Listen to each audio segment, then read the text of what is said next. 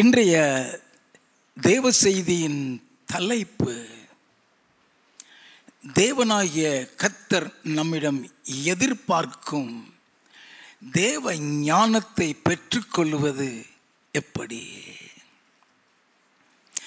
நீதிமொழிகளின் புஸ்தகம் 23வது அதிகாரம் 15வது வசனம். என் மகனே, உன் இருதயம் ஞானம் உள்ளதாயிருந்தால் என்னிலே என் இருதயம் மகிழும். தேவனாகிய கர்த்தர் நம்மிடத்தில் எதிர்பார்க்கிறது எல்லாமே தேவ ஞானத்தை நாம் வெளிப்படுத்த வேண்டும் என்பதை தான் எதிர்பார்க்கிறார். இன்றைக்கு தேவனாகிய கர்த்தர் நம்மிடத்தில் எதிர்பார்க்கக்கூடிய தேவ ஞானத்தை நாம் எப்படி பெற்றுக்கொள்ளுகிறது அதை பார்க்க போகின்றோம். தேவனாகிய கர்த்தர் ஒவ்வொரு காரியத்திற்கும் ஞானத்தை வைத்திருக்கிறார்.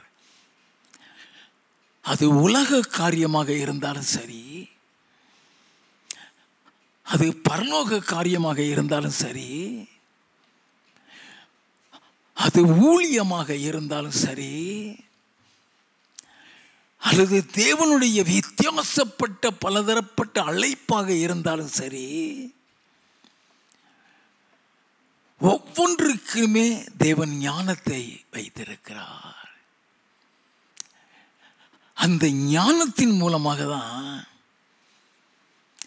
அவர் நம் மீது வைத்திருக்கிற அந்த திட்டம் நிறைவேறும்.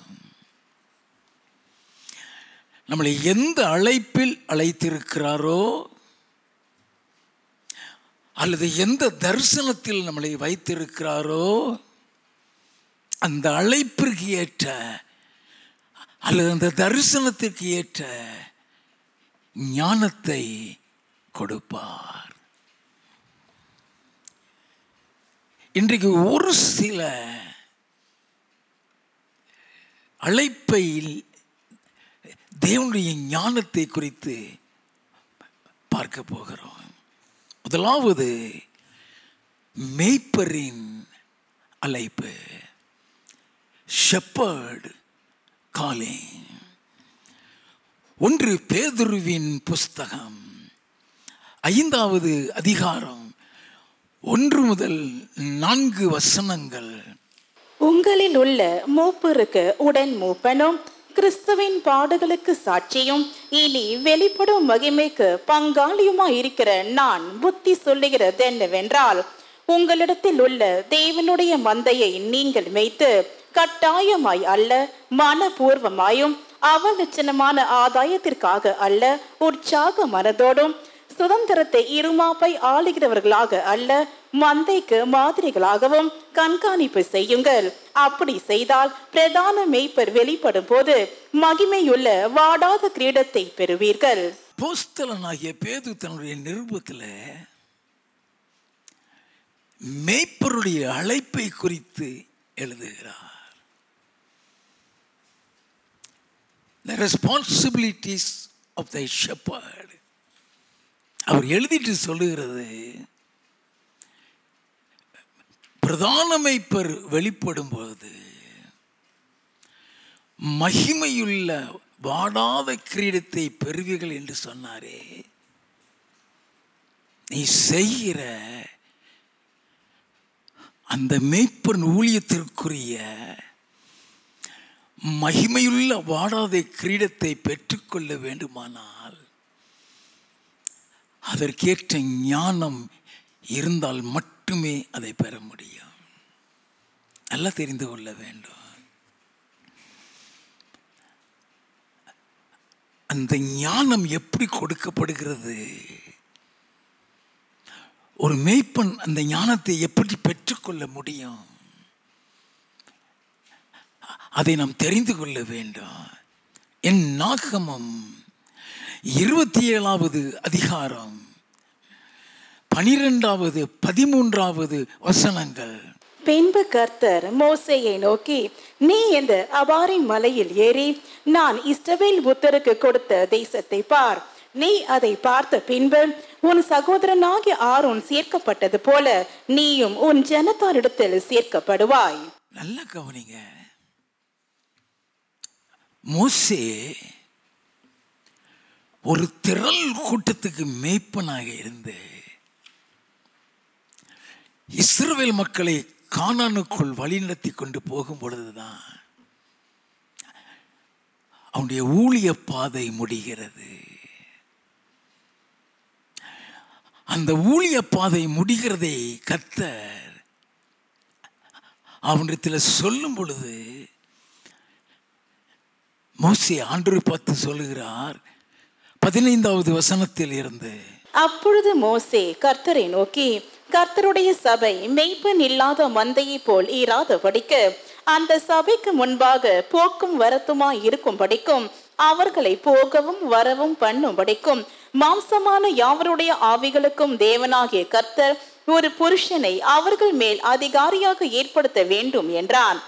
கர்த்தர் மோசேயை நோக்கி, ஆவியை பெற்றிருக்கிற புருஷனாகிய யோசுவா என்னும் நூனின் குமாரனை நீ தெரிந்து கொண்டு அவன் மேல் உன் கையை வைத்து அவனை ஆசாரியனாகிய எலியாசாருக்கும் சபை அனைத்திற்கும் முன்பாக நிறுத்தி அவர்கள் கண்களுக்கு முன்பாக அவனுக்கு கட்டளை கொடுத்து இஸ்ரவேல் புத்தராகிய சபையார் எல்லாரும் அவனுக்கு கீழ்ப்படியும் படிக்கு உன் கனத்தில் கொஞ்சம் அவனுக்கு கொடு.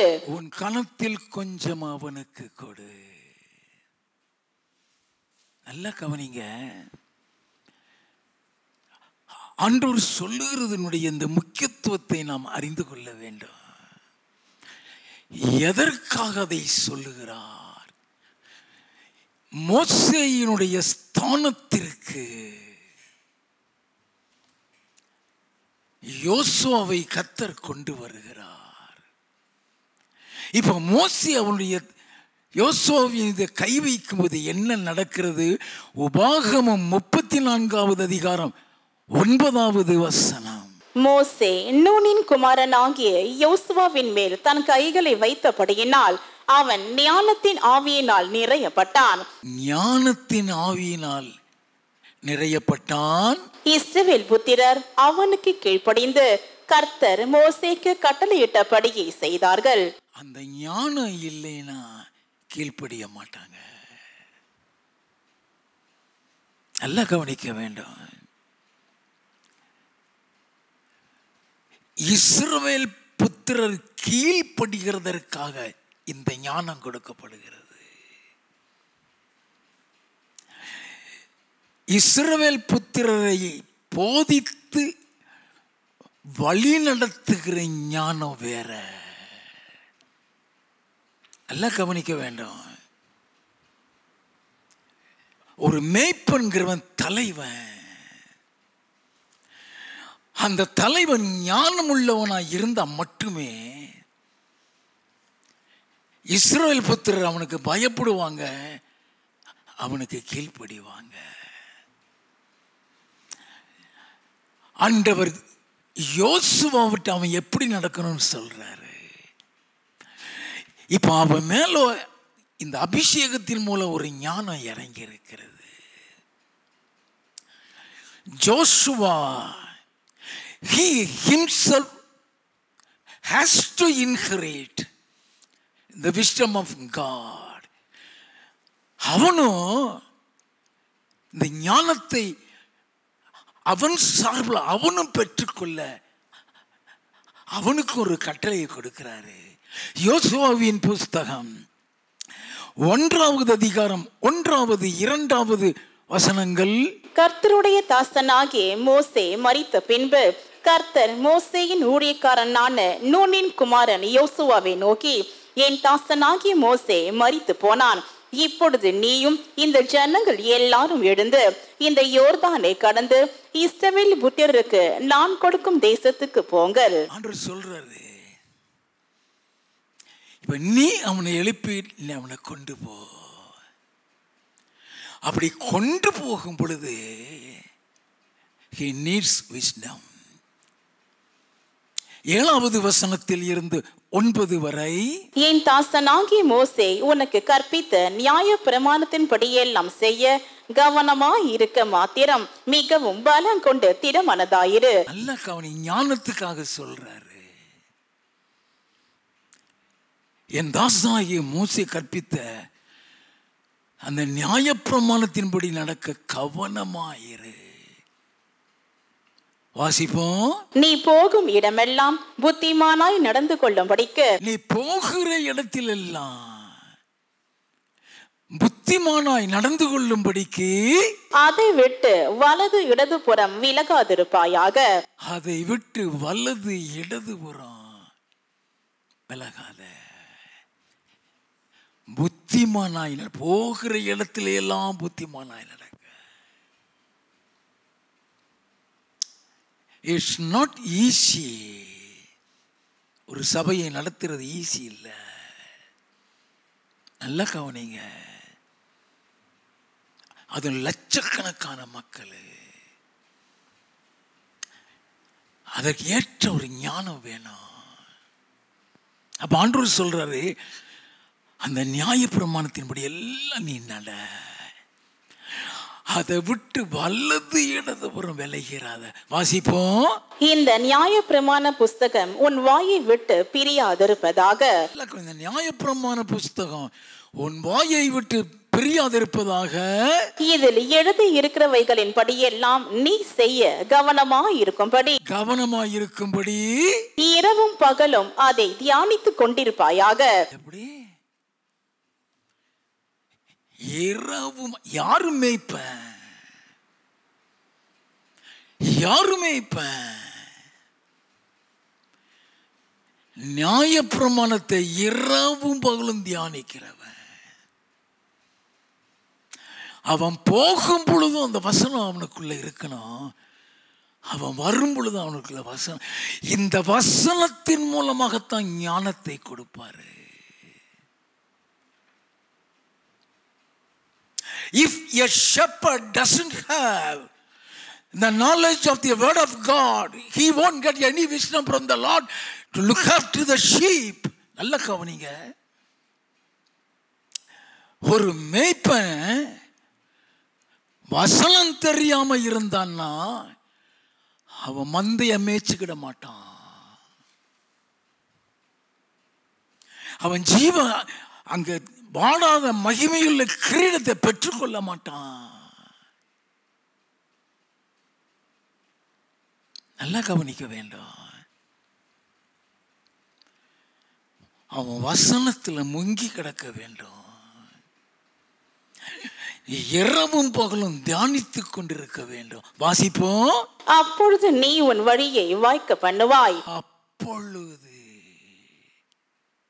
அந்த வசனம் இருந்தாதான் உன் வழியை வாய்க்க பண்ணுவாய். அப்பொழுது புத்திமானாயும் நடந்து கொள்ளுவாய். அப்பொழுது புத்திமானாயும் நடந்து. ஆண்டவர் ஒரு மேய்ப்பனுக்கு சொல்லிக் கொடுக்கிறார். ஐயா, எந்த அளவுக்கு மோசேக்கு கற்றுக் கொடுத்திருப்பாரு.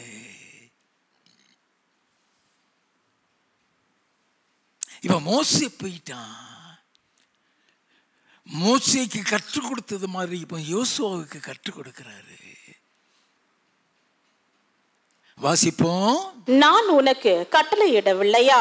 பலங்கொண்டு திடமனதாயிரு. பலங்கொண்டு திடமனதாயிரு. திகையாதே கலங்காதே. திகையாதே கலங்காதே. நீ போகும் இடமெல்லாம் உன் தேவனாகிய கர்த்தர் உன்னோடு இருக்கிறார் என்றார். எப்போ உன் கூட இருப்பாரு? அந்த வசனம் ஒன்றை இருந்தாதான். நல்லா கவனிங்க.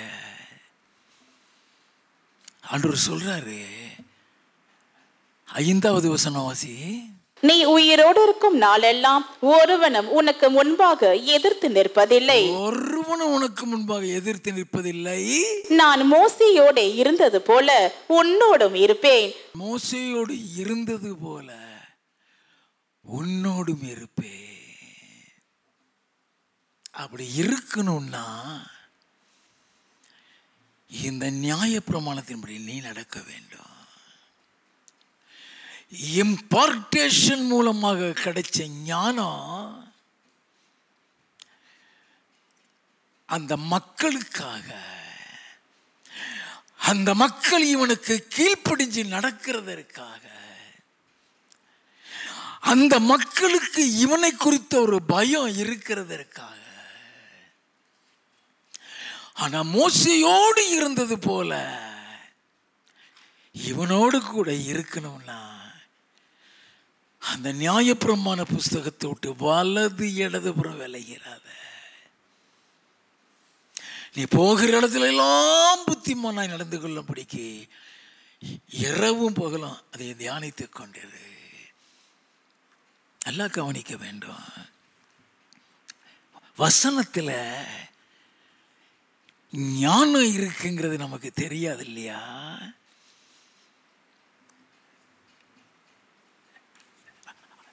இன்றைக்கு தேவ செய்தியின் தலைப்பு தேவன் எதிர்பார்க்கிற ஞானத்தை பெற்றுக்கொள்ளுகிறது எப்படி? How to inherit the wisdom of God. அப்போ ஒரு ஷெப்பர்ட் எப்படி இருக்கணும்னு ஆண்டவர் எதிர்பார்க்கிறார். அப்போ வசனத்துக்குள்ளதான் அவனை கொண்டு போகிறாரு.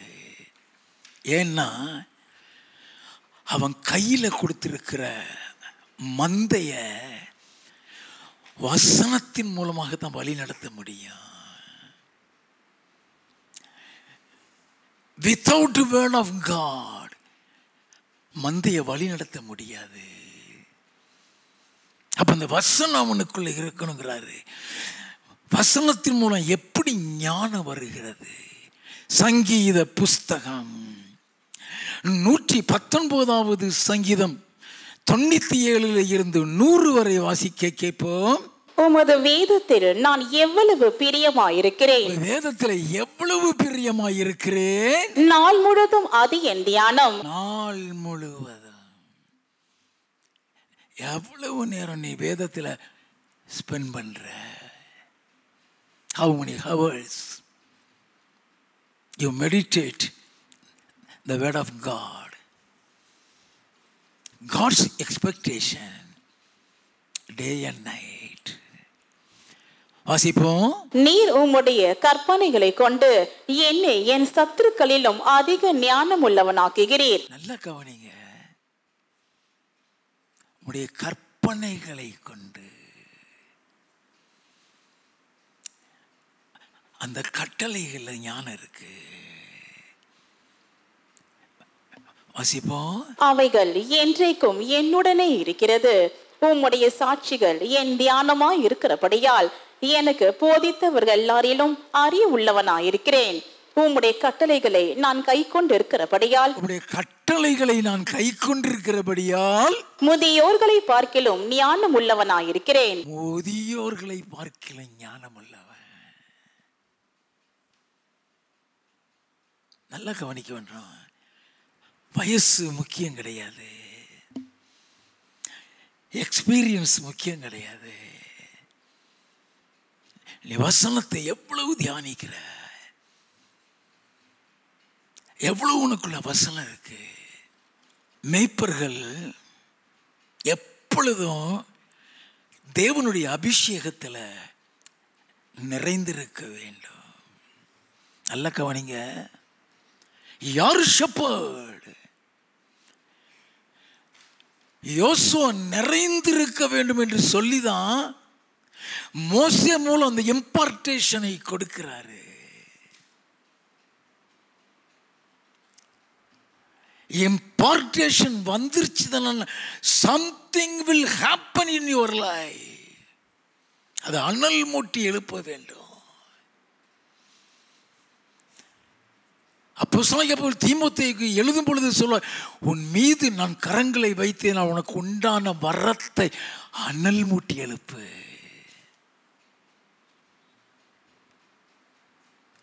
Never, never quench the fire. அது அணைச்சிடக்கூடாது. அது அனல் மூட்டி எழுப்ப வேண்டும். அதுல ஞானம் விருத்தி அடையும். இரண்டாவது, வேதத்தை இரவும் பகலும் தியானிக்க வேண்டும். யார்? மேய்ப்பர்களுக்கு ஞானத்தை பெற்றுக்கொள்ள.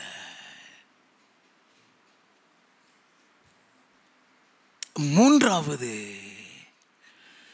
தேவ சமூகத்தில் காத்து கிடக்க வேண்டும்.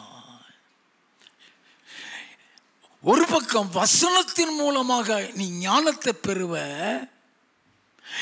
இன்னொரு பக்கம் நீ காத்திருக்க காத்திருக்க அவர் சொல்லிக் கொடுப்பார் இந்த மக்களுக்கு என்ன பேசணும்.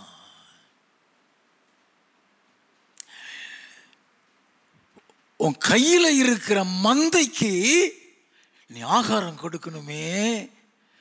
உன்னை நம்பி ஒரு பெரிய கூட்டத்தை கொண்டு வந்து உட்கார வச்சிருக்கிறாரு,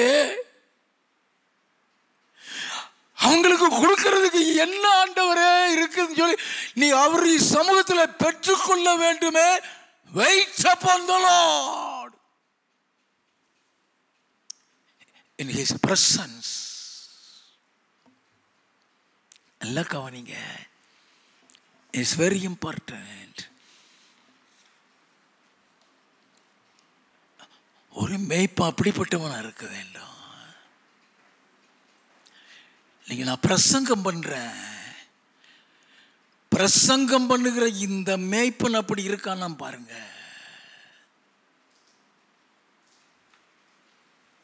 நல்லா கவனிக்க வேண்டும். எதையோ பிரசங்கம் பண்ணிட்டு போறவன் மேய்ப்பன் இல்லை. It's not a shepherd. நேரப்போக்குக்காக பிரசங்கம் பண்ணிட்டு போகிறவன் மேய்ப்பன் இல்லை. அவனை நம்பி ஒரு கூட்டத்தை கொண்டு வருகிறாரு. அந்த கூட்டத்துக்கு என்ன ஆகாரம் கொடுக்கணும் ஆண்டவரே? அவர்கிட்ட வாங்கணும் ஐயா. Ask the Lord. நீ இரவும் பகலும் நீ தியானிக்கும் பொழுதே உனக்கு சொல்லி கொடுத்துருவாரு, உனக்கு சொல்லி கொடுத்துருவாரு. அப்ப மேய்ப்பருக்கான ஒரு ஞானத்தை தான் அவர் கொடுக்கிறாரு. மோசே எப்படி ஞானத்தை பெற்றுக்கிட்டான்? யாத்ராகமம் 24வது அதிகாரம் 12வது வசனம். அப்பொழுது கர்த்தர் மோசேயை நோக்கி, நீ மலையின் மேல் என்னிடத்திற்கு ஏறி வந்து அங்கே இரு. நான் உனக்கு கற்பலகைகளையும் நீ அவர்களுக்கு உபதேசிப்பதற்கு நான் எழுதின நியாயப்பிரமாணத்தையும் கற்பனைகளையும் கொடுப்பேன் என்றார். கற்பனைகளையும் கொடுப்பேன். மேல வந்து நில்லு. மேல போயிட்டான். 15வது வசனத்தில் இருந்து, மோசே மலையின் மேல் ஏறின போது ஒரு மேகம் மலையை மூடிற்று. ஒரு மேக மலையை மூடிற்று. கர்த்தருடைய மகிமை சீனாய் மலையின் மேல் தங்கி இருந்தது. கர்த்தருடைய மகிமை சீனாய் மலை மேல் தங்கி இருந்தது. மேகம் 6 நாள் அதை மூடி இருந்தது. 7ஆம் நாளில் அவர் மேகத்தின் நடுவில் இருந்து மோசேயை கூப்பிட்டார். மலையின் கொடுமுடியிலே கர்த்தருடைய மகிமையின் காட்சி இஸ்ரவேல் புத்திரருடைய கண்களுக்கு பட்சிக்கிற அக்கினியை போல் இருந்தது. மோசே மேகத்தின் நடுவிலே பிரவேசித்து மலையின் மேல் ஏறி இரவும் பகலும் 40 நாள் மலையில் இருந்தான். எத்தனை நாள்யா? 10 கற்பனைக்கு 10 கற்பனைக்கு 40 நாள் இருக்கிறான். யாத்ராகமம் 32வது அதிகாரம் 15வது 16வது வசனங்கள். பின்பு மோசே மலையில் இருந்து இறங்கினான். சாட்சி பலகைகள் 2 அவன் கையில் இருந்தது. சாட்சி பலகை 2 அவன் கையில் இருந்தது. அந்த பலகைகள் இருபுறமும் எழுதப்பட்டிருந்தது. இருபுறமும் எழுதப்பட்டிருந்தது.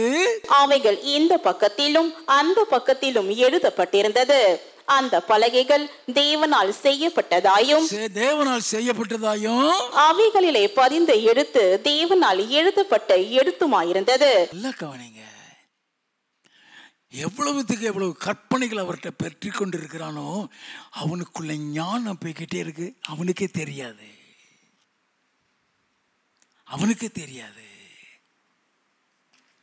யாத்ராகமம் 34வது அதிகாரம் 29-30 வசனங்கள். மோசே சாட்சி பலகைகள் இரண்டையும் தன் கையில் எடுத்துக்கொண்டு சீனாய் மலையில் இருந்து இறங்குகிற போது தன்னோட அவர் பேசினதினால் தன் முகம் பிரகாசித்திருப்பதை அவன் அறியாதிருந்தான். எந்த அளவுக்கு அவன் தேவ மகிமையில நிறைந்திருந்தா அவன் முகம் பிரகாசிக்கும். வாசிப்போம். ஆரோனும் இஸ்ரவேல் புத்திரர் எல்லாரும் மோசேயை பார்க்கும் போது அவன் முகம் பிரகாசித்திருப்பதை கண்டு அவன் சமீபத்தில் சேர பயந்தார்கள். ஒரு மனுஷனுடைய முகம் பிரகாசிக்குதுன்னா அவன் தேவ சமூகத்தில் அதிகமா காத்திருக்கான்னு அர்த்தம். Waiting upon the Lord in His presence. இப்ப மோசே உடைய முகம் பிரகாசிக்கிறதுனா அவனுக்குள்ள தேவ ஞானம் இறங்கியிருக்குன்னு அர்த்தம்.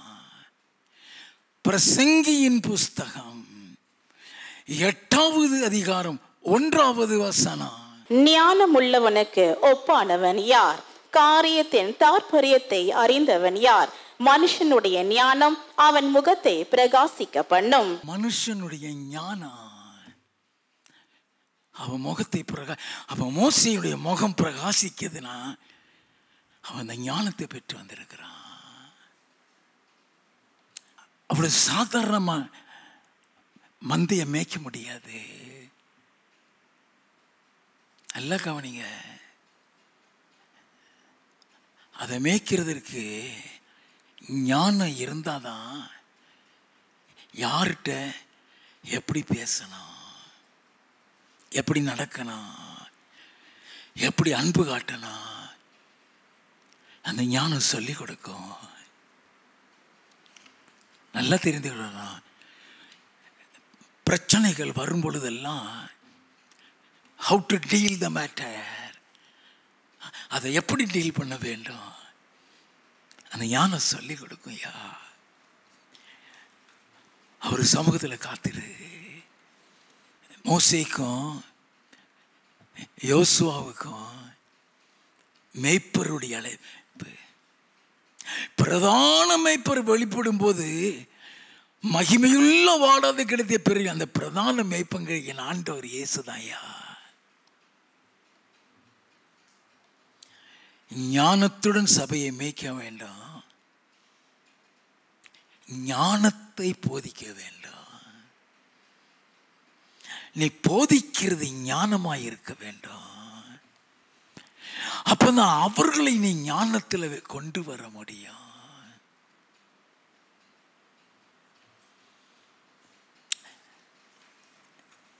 அந்த மேய்ப்பருக்கேற்ற ஞானத்தை பெற இரவும் பகலும் தியானிக்க வேண்டும், தேவ சமூகத்திலே காத்திருக்க வேண்டும், தேவனுடைய அபிஷேகத்தில் நிறைந்திருக்க வேண்டும். போகட்டும். அப்போஸ்தலனாகிய பவுலுக்கு தேவன் அழைத்த அழைப்பு ஒரு வித்தியாசமான அழைப்பு. அப்போஸ்தல நடவடிக்கைகளின் புஸ்தகம் 26வது அதிகாரம் 15-18. அப்பொழுது நான், ஆண்டவரே நீர் யார் என்றேன்.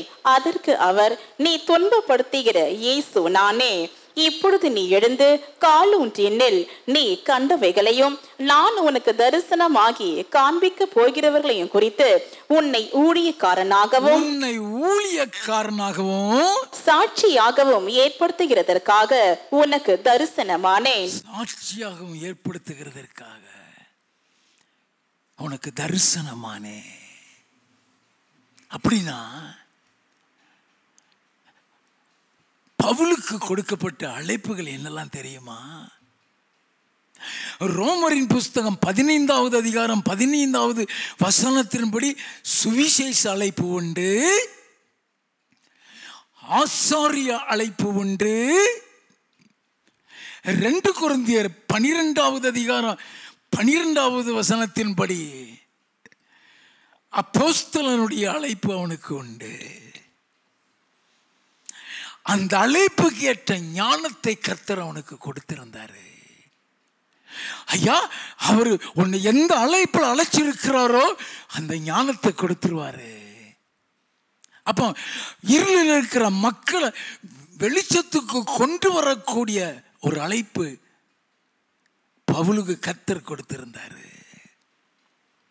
நல்லா கவனித்துக் கொள்ள வேண்டும். அந்த அழைப்புக்கு ஏற்ற ஞானம் பவுலே சொல்கிறார். 1 கொரிந்தியரின் புஸ்தகம் 2வது அதிகாரம் 5 முதல் 7 வசனங்கள். என் பேச்சும் என் பிரசங்கமும் மனுஷ ஞானத்திற்குரிய நய வசனமுள்ளதாயிராமல், மனுஷ ஞானத்திற்குரிய நயவசனம் உள்ளதாயிராமல், ஆவியினாலும் பலத்தினாலும் உறுதிப்படுத்தப்பட்டதாயிருந்தது. அப்படி இருந்தும் தேறினவர்களுக்குள்ளே ஞானத்தை பேசுகிறோம். எதை பேசுகிறாங்களா? ஞானத்தை பேசுகிறோம். மேய்ப்பன் ஞானத்தை பேசுகிறவனா இருக்கணும். சபைக்கு ஞானத்தை தான் கொடுக்க வேண்டும். அல்லேலூயா. வாசிப்போம். இப்பிரபஞ்சத்தின் ஞானத்தை அல்ல, இப்பிரபஞ்சத்தின் ஞானத்தை அல்ல, அழிந்து போகிறவர்கள் ஆகிய இப்பிரபஞ்சத்தின் பிரபுக்களுடைய ஞானத்தையும் அல்ல, அழிந்து போகிறதாய இப்பிரபஞ்சத்தின் ஞானத்தையும் அல்ல, உலக தோற்றத்திற்கு முன்னே தேவன் நம்முடைய மகிமைக்காக ஏற்படுத்தினதும் மறைக்கப்பட்டதுமா இந்த ரகசியமான தேவ ஞானத்தையே பேசுகிறோம். அந்த ஞானத்தை பெறாம பேச முடியுமா? நல்லா கவனிங்க.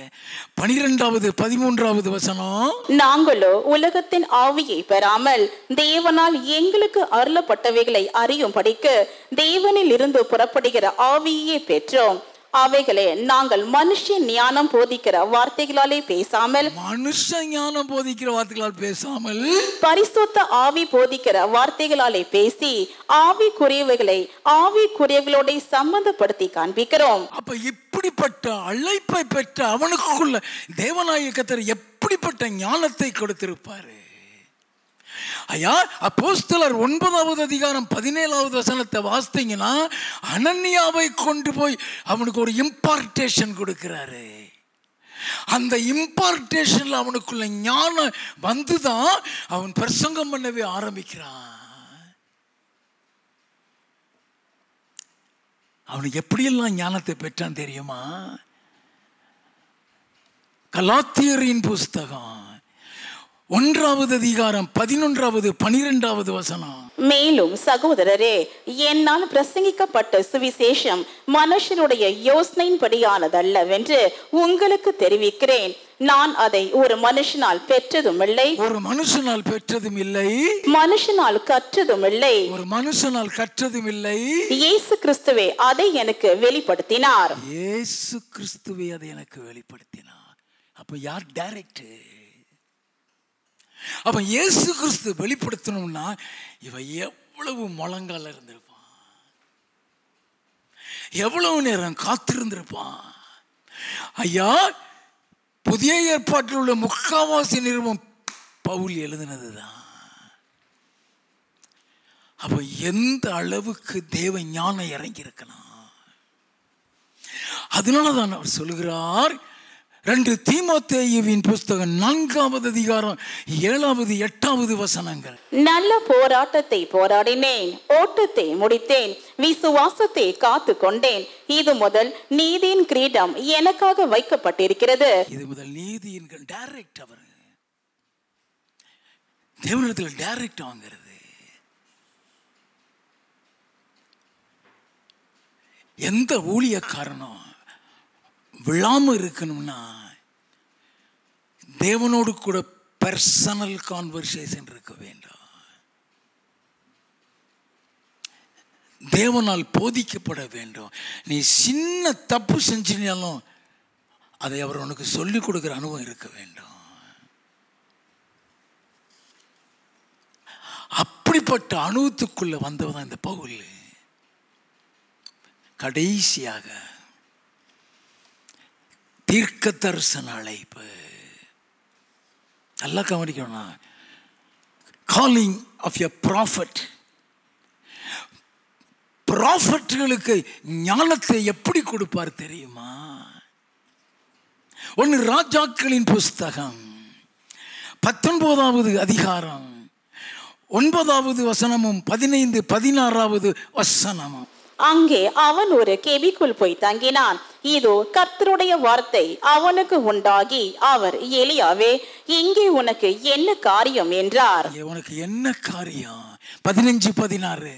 அப்பொழுது கர்த்தர் அவனை பார்த்து, நீ தமஸ்குவின் வழியாய் வனாந்திரத்திற்கு திரும்பி போய் ஆசகேலை சீரியாவின் மேல் ராஜாவாக அபிஷேகம் பண்ணி, பின்பு நிம்சியின் குமாரன் ஆகிய யெகூவை இஸ்ரவேலின் மேல் ராஜாவாக அபிஷேகம் பண்ணி, ஆபேல் மெக்கோலா ஊரானான சாப்பாத்தின் குமாரன் ஆகிய எலிசாவை உன் ஸ்தானத்திலே தீர்க்கதரிசியாக அபிஷேகம் பண்ணு.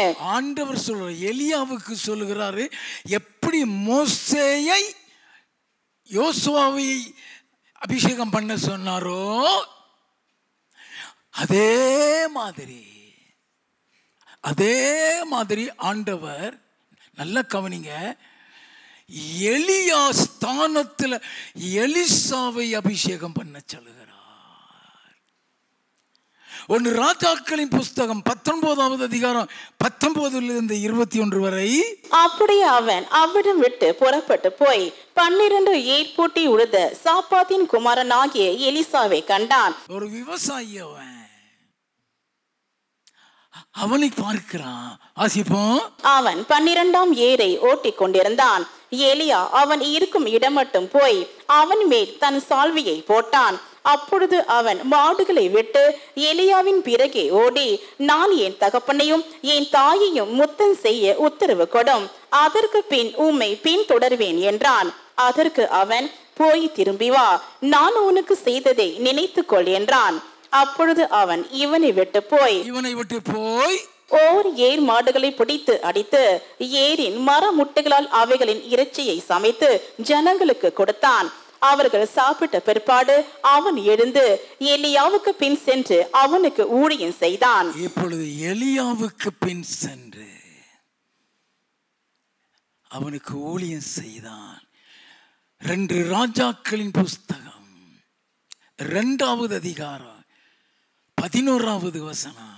அவர்கள் பேசிக்கொண்டு நடந்து போகையில், இதோ அக்கினி ரதமும் அக்கினி குதிரைகளும் அவர்கள் நடுவாக வந்து இருவரையும் பிரித்தது. எலியா சுழல் காற்றிலே பரலோகத்திற்கு ஏறி போனான். எலியா போயிட்டாயா? 15வது வசனம். எரிகோவில் பார்த்து கொண்டு நின்ற தீர்க்கதரிசிகளின் புத்திரர் அவனை கண்டவுடனே, எலியாவின் ஆவி எலிசாவின் மேல் இறங்கி இருக்கிறது என்று சொல்லி அவனுக்கு எதிர்கொண்டு போய் தரை மட்டும் குனிந்து அவனை வணங்கி. நல்ல கவனிங்க, இப்ப எலிசா தீர்க்கதரிசி, இப்ப அவன் ஒரு தீர்க்கதரிசி. 2 ராஜாக்கள் 3வது அதிகாரம் 11-12. அப்பொழுது யோசபாத், நாம் கர்த்தரிடத்தில் விசாரிக்கும்படி கர்த்தருடைய தீர்க்கதரிசி ஒருவரும் இங்கே இல்லையா என்று கேட்டதற்கு, எலியாவின் கைகளுக்கு தண்ணீர் வார்த்த சாப்பாத்தின் குமாரன் ஆகிய எலிசா இங்கே இருக்கிறான் என்று இஸ்ரவேல் ராஜாவின் ஊழியக்காரரில் ஒருவன் மறுமொழியாக சொன்னான். அப்பொழுது யோசபாத் அவனை நோக்கி, கர்த்தருடைய வார்த்தை அவனிடத்தில் இருக்கிறது என்றான். இஸ்ரவேலின் ராஜாவும் யோசபாத்தும் ஏதோமின் ராஜாவும் அவனிடத்தில் போனார்கள். யார்கிட்ட போறாங்க? ராஜாக்கள் தீர்க்கதரிசிட்டு போறாங்க. நீ பழைய ஏற்பாட்டில் வாசித்தீங்கன்னா ராஜாக்களுக்கு ஆலோசனை கொடுக்கிறது தீர்க்கதரிசிகள் தான். அப்படின்னா அந்த தீர்க்கதரிசிகளுக்கு ஞானம் இருந்தது ஆக வேண்டும். அப்ப அந்த ஞானத்தை கர்த்தர் எப்படி கொடுக்கிறார் அவர்களுக்கு? 2 பேதுருவின் புஸ்தகம் 1வது அதிகாரம் 21வது வசனம். தீர்க்க தரிசனமானது ஒரு காலத்திலும் மனுஷனுடைய சித்தத்தினாலே உண்டாகவில்லை. தேவனுடைய பரிசுத்த மனுஷர்கள், என்னது? தேவனுடைய பரிசுத்த மனிதர்கள். யாரு தீர்க்கதரிசியா?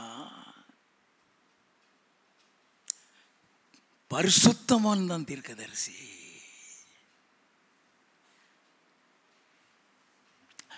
அப்ப அவன் பெறுகிற ஞானம் அவனுடைய பரிசுத்தத்தை வச்சுதான் இருக்கு.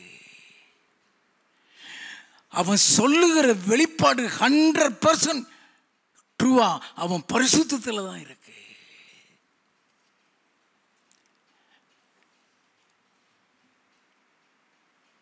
தேவனுடைய பரிசுத்த மனிதர்கள் பரிசுத்த ஆவியினாலே ஏவப்பட்டு பேசினார்கள். பரிசுத்த ஆவியினால் ஏவப்பட்டு. 1 கொரிந்தியரின் புஸ்தகம் 14வது அதிகாரம் 3வது 4வது வசனங்கள். தீர்க்க தரிசனம் சொல்லுகிறவனோ மனுஷருக்கு பக்தி விருத்தியும் புத்தியும் ஆறுதலும் உண்டாகத்தக்கதாக பேசுகிறான். அந்நிய பாஷையில் பேசுகிறவன் தனக்கு பக்தி விருத்தி உண்டாக பேசுகிறான். தீர்க்க தரிசனம் சொல்லுகிறவனோ சபைக்கு பக்தி விருத்தி உண்டாக பேசுகிறான். சபைக்கு பக்தி. அப்ப தீர்க்க தரிசி ஞானம் உள்ளவனா இருக்கணும். அப்ப அவனுக்கு அந்த ஞானத்தை எது மூலம் கொடுக்கிறாரு? தேவனுடைய பரிசுத்த மனிதர்கள் பரிசுத்த ஆவியினால் ஏவப்பட்டு பேசினார்கள். அப்படின்னா அவனுக்கு பரிசுத்தத்தின் மூலம் தான் அந்த ஞானமா. நீதிமொழிகளின் புஸ்தகம் 2வது அதிகாரம் 6வது 7வது வசனம். கர்த்தர் ஞானத்தை தருகிறார், அவர் வாயின் நின்று அறிவும் புத்தியும் வரும். கர்த்தர் ஞானத்தை கொடுக்கிறார், அவர் வாயின் நின்று அறிவும் புத்தியும் வரும். அவர் நீதிமான்களுக்கென்று மெய் ஞானத்தை வைத்திருக்கிறார். நீதிமான்களுக்கு, பரிசுத்தவான்களுக்கு, பரிசுத்தவான்களுக்கு என்று மெய் ஞானத்தை வைத்திருக்க. அப்ப இந்த எலிசா யாரு?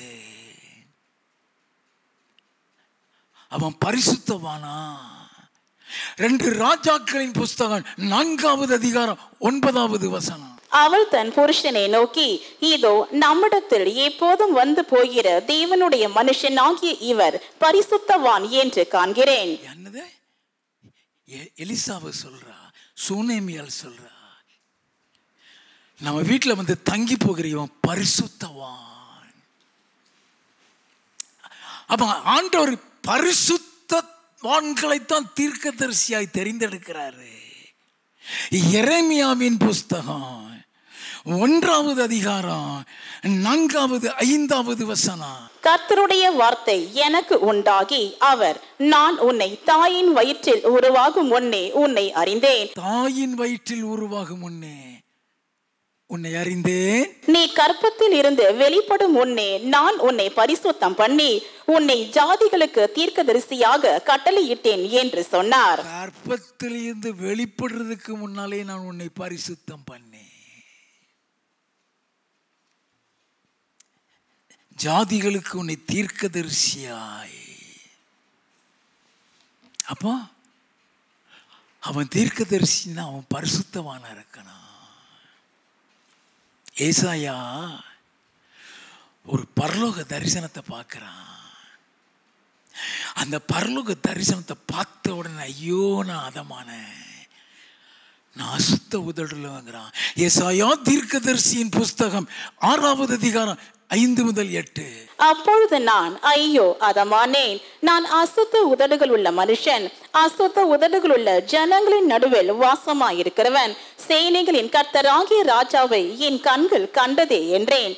அப்பொழுது சேராபின்களில் ஒருவன் பலிபீடத்தில் இருந்து தன் கையிலே பிடித்த குரட்டால் ஒரு நெருப்பு தழலை எடுத்து, கையில் பிடித்த குரட்டால் ஒரு நெருப்பு தழலை எடுத்து என்னிடத்தில் பறந்து வந்து அதனால் என் வாயை தொட்டு, இதோ இது உன் உதடுகளை தொட்டதினால் உன் அக்கிரமம் நீங்கி உன் பாவம் நிவிர்த்தியானது என்றான். பரிசுத்தமாக்கப்பட்டு விட்டான்.